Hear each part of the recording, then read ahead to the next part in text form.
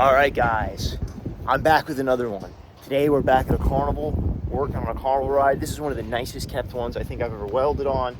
And basically, they have a structural issue. I'll show you what that is. So we gotta climb up here to get to it. It's really not that bad of a climb. Basically, in this arm, below this gearbox, right in there, what's going on is it's starting to rot in here. I don't know if you guys can see all that. This doesn't matter so much, this 1/2 inch plate or this 1 inch plate. It's down in here. Apparently where this weld connects this piece to this piece, it's not a full penetrating weld, and it's been a design flaw in these rides. So what we're gonna do is we're gonna come in here, we're gonna build this back up. You can see how low it is right there compared to the rest of the welds, because that was rotten and they sanded it down and repainted it. And we're also gonna build back up in here.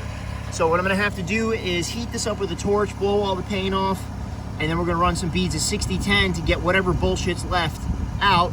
We're gonna clean that up as best we can, then we're gonna do some passes of 70-18 over the top. So as I'm sure you guys can surmise, a needle scaler would really be ideal in this situation, but I don't have one on this truck because I don't have an air compressor. So what we're gonna do is we're just gonna burn that paint off with a torch. It's really all I can do.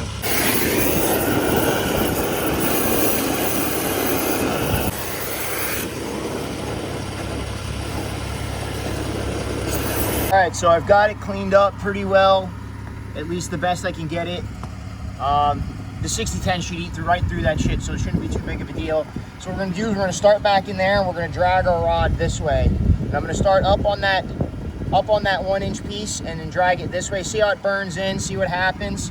I'm gonna try to get a wire brush in there and clean it up a little bit more, but we'll see what happens. The big problem is where I'm standing up here is I'm kind of having to balance. It's not too bad. But I'm all, I'm like 20 feet in the air. So it's not too bad, but all right, let's get to welding this thing.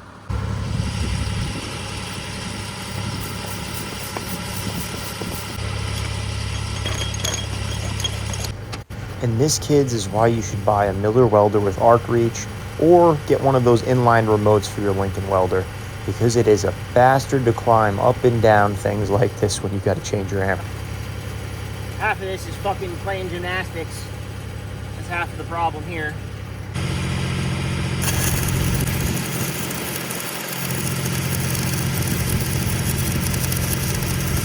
What you see me doing here is using a pick to scrape the slag, because I couldn't fit a wire brush in there, wire wheel, or my chipping hammer.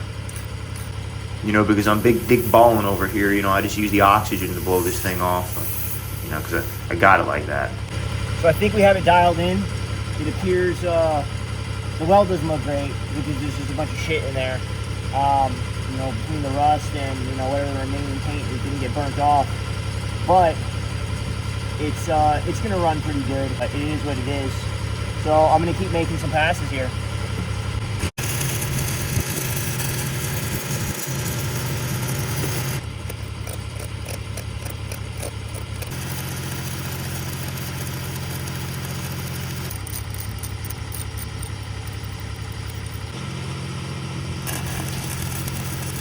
I don't know if this is cheap steel or what it is, but I've never had a rod get sucked in the way it's getting sucked into this ride. It's actually really fucking peculiar.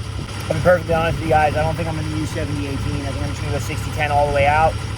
And I'm just going to step up to an 1/8 inch rod. I'm afraid to switch to a 70-18 and I do get porosity. And I got no way to cut it out because these fuckers don't want to take this motor off, Because if I run 70-18, I'm going to for sure get porosity. I don't know what is up in this steel. I wish I had some 70-10 on me, some 90-10 or something. I would run that for sure. But yeah, I'm gonna go grab that rod and we'll do it.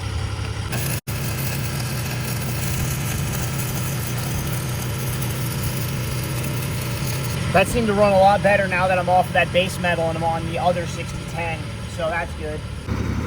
So there you go, you can see it's really not a good looking weld, but I can't, between this being here, I can't get the angle right, and then between here and here, you can't really get it, and then between the bolts. So it doesn't look that bad on camera, but, there's literally, like, if you look at it from this angle, you realize I have no room, really. This gusset's really been a cunt, but they don't want me to cut that out, and I really can't, honestly, because you got these bolts here. They don't want to take these out, so it is what it is.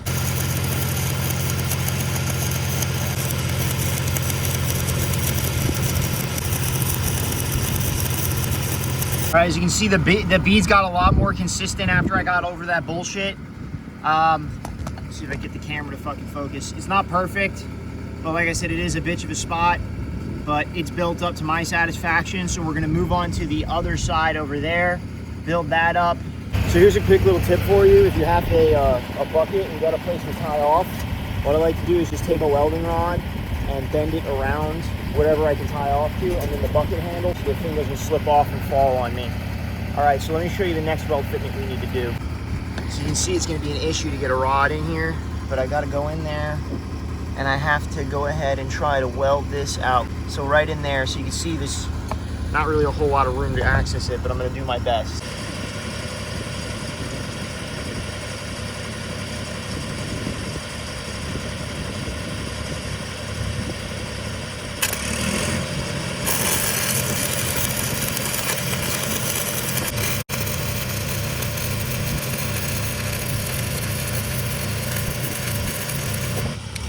So then I figured out that I could reach the other weld with my wire wheel. Luckily I have this flathead grinder that would do that. All right, so we've got our multi-pass weld done. It looks pretty fucking good, especially for some 60-10. Came out pretty fucking good. So you can see it's built up a lot more than it was. That should be beautiful. So we're working on this weld in here, this little one, and we're just gonna use 60-10, run that shit downhill, and build that up as well.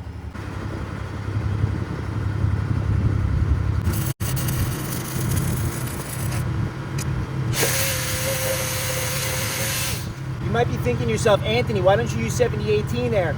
There's no way for me to get a good angle to run it uphill. So 60-10 again seems to be my only option. Again, I wish I was carrying 70-10 because I think I can run 70-10 downhill the same way.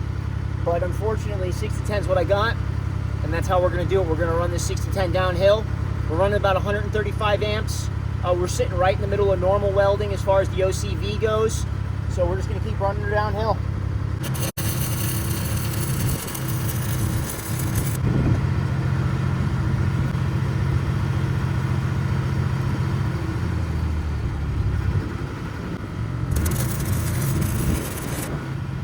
Yet another instance where my flathead Metabo comes in handy. If you want to buy yourself one, the link's in the description below. All right, so we've got it all cleaned up. I'll show you what the welds look like up close. It looks,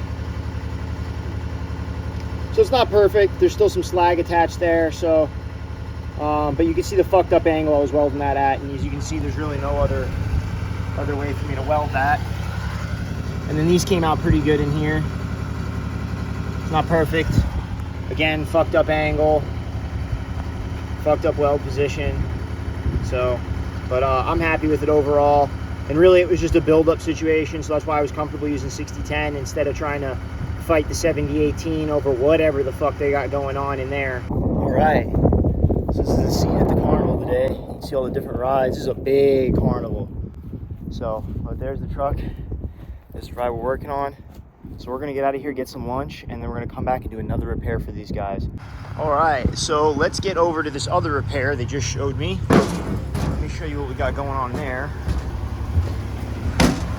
Okay, so this isn't, again, something very obvious, but basically they want me to repair this, which I'm a little lost, but basically they just want me to build this back up in here.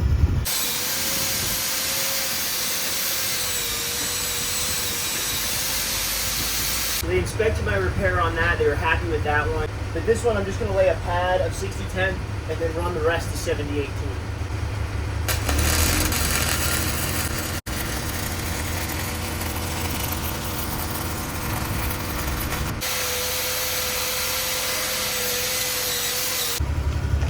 So you can see how much better that looks, but obviously it's an easier position. You can see where it started to get a little funky there towards the end.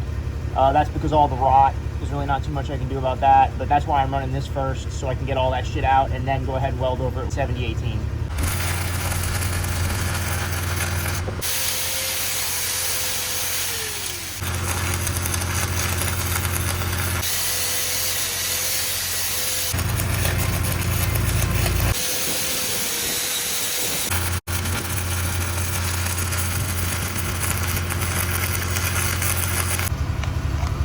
Okay, I've laid my 6010 pad down. It looks okay. And then I'm gonna go ahead and start laying my 7018 over that.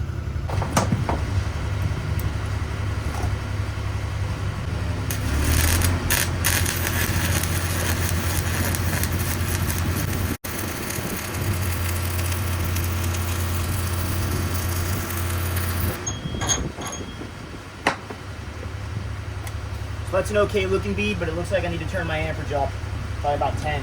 So you can see the bead looks pretty good though, but you can see it's a little fat. So we're gonna go ahead and turn the amps up. So unfortunately, the camera overheated, but here's the end result. It came out pretty good. The customer was happy. Guys, that is the end of the video. If you like what you saw here today, like, subscribe, share. If you didn't, go fuck yourself.